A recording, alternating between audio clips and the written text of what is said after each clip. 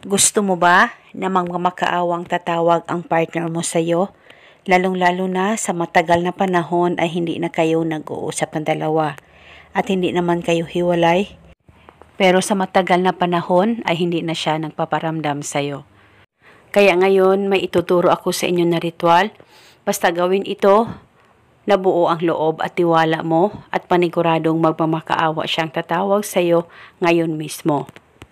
Ang gagawin mo lamang bago ka matulog, kumuha ka ng panulat kahit anong kulay at isulat sa palad mo ang kanyang tunay na pangalan at apelido ng isang beses.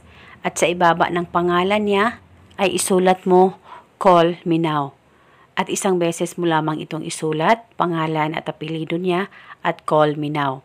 At pagkatapos mo na itong masulat, kumuha ka ng kaunting asin, ilagay ito sa palad mo na may nakasulat na pangalan niya. At pagkatapos, ibulong mo ang spell na ito. Pangalan at apelido niya, ngayon mismo, ikaw ay magmamakaawa na tatawag sa akin.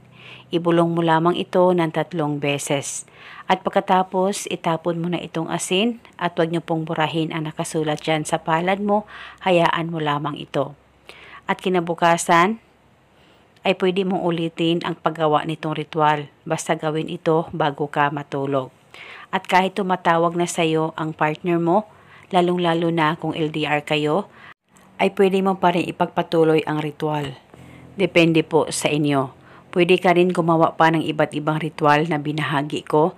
Isa itong gabay at isang paraan para mas lalong mapatibay at mapabuti ang relasyon ninyong dalawa ng partner mo. Basta huwag kalimutang palaging magdasal at manalangin. At eto muna sa ngayon, maraming salamat po sa panunood. May God bless us all.